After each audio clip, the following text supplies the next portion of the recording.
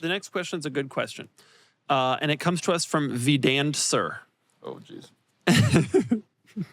And the question is, why doesn't Suzuki sell the Jimny in the U.S.?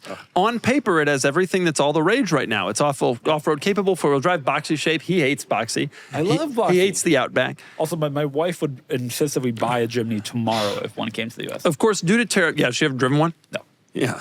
That Wouldn't last long.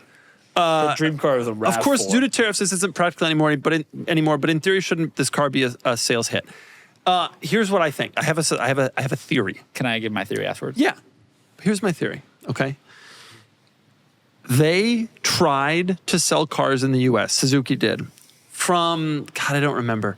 At least the mid '90s, late '80s, mid '90s. The Sidekick and the Esteem and the Swift until 2017 when the Kizashi went away. Okay. They tried, and we didn't want any of their stuff. Yep. And I think they were XL7. so XL7, Grand Vitara. Grand Vitara did okay, but we didn't want any of their cars, right?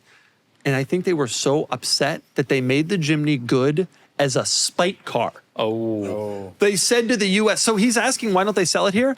I don't think they want to sell it here. I think they want Americans to realize that we messed up and that we did this to ourselves. Especially us in San Diego, where we see them with We some see 'em frequency. That all the tennis ball time. green, and they just tease us as like, they just look at us and go, not for you. You did this. Can't have you screwed up. The new Swift is a pretty cool car too. And they look at us and they say, you messed up. You did this. And so my answer to your question, Vidancer, is because we didn't want them and now they don't want us. But our money is not good there.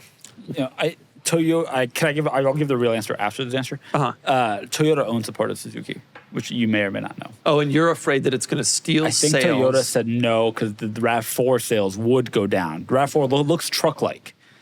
And the RAV4 sales would go down if you sold it. Of course, the Jimny is the size Same of size. the You size know, of this glass. That theory is actually dumber than my theory. And my theory is that they came out with a spike car. I tried. And he came out with a worse theory than the spike car theory. They didn't want the urban cruiser market to go. The actual answer to this, is the following.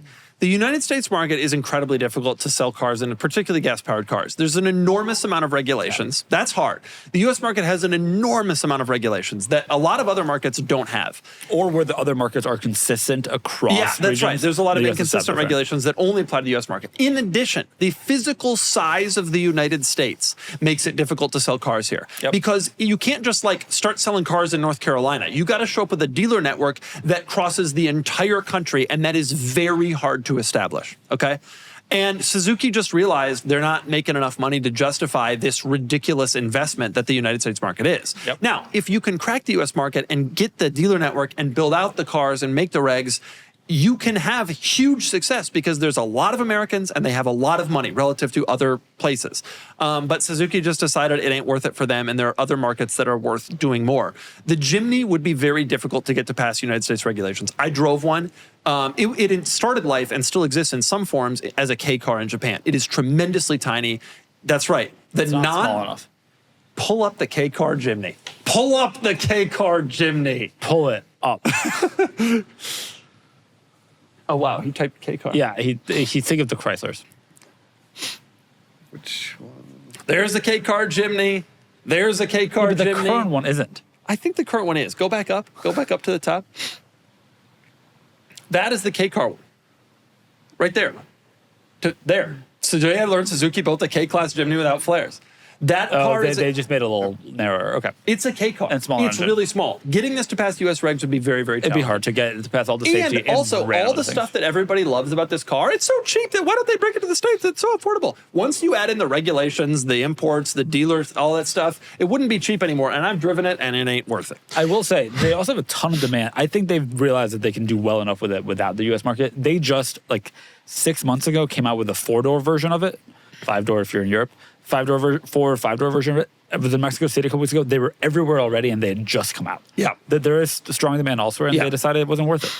Yeah. If it could That's pass a good at all. point. I'm They're not sure already- it could pass. You need to architecture a car from the beginning and a platform from the beginning to meet U.S. regulations in most cases. Yeah. And that would have been hard to do. Plus, if you wanted to sell it in Canada, it would have to have daytime running lights. And God knows they're not going to do that. Okay, I got 2 more questions, and they're good. Okay, hit us. Can we get to the press car color You want that one? Okay, I'll do That that was a one. I'll do question. that. No, I'll do that I don't one. look at the question of it. You I know he cheats. He cheats. He just cheats like nobody else. I look at the question, but I forget them all. And then I learn about them again on the somebody pod. has to look at them to put them in, but Okay. I want to be surprised. Today's episode is brought to you by True Classic, the makers of really, really nice shirts and other garments that actually fit. Look, I'm a style icon. My signature 2 t-shirts are known around the globe, but sometimes I want just one nice fitting shirt that's comfortable in all the right areas while adding a bit of definition to my appearance. True Classic has one mission: to make sure guys look good and feel even better. And they've nailed fit, feel, and price across your entire wardrobe. Not just tees, but hoodies, jeans, activewear, everything you need to level up your everyday style. And True Classic isn't just about great clothes. Their brand DNA is built on being highly intentional in everything they do. On their website, you can use their amazing style guide, which has you enter details like your height, weight, age, and other brands that fit you well to ensure that you're getting the best fit. I've been wearing True Classic for a while now, and from the first piece I put on, I knew it was different. Snug where you want it, relaxed where you need it, no weird bunching, no awkward tight spots. Just a clean, effortless fit that works. Forget overpriced designer nonsense. Skip the cheap throwaways. True Classic delivers premium essentials built for real life. Grab yours at Target or Costco, or head to trueclassic.com/cars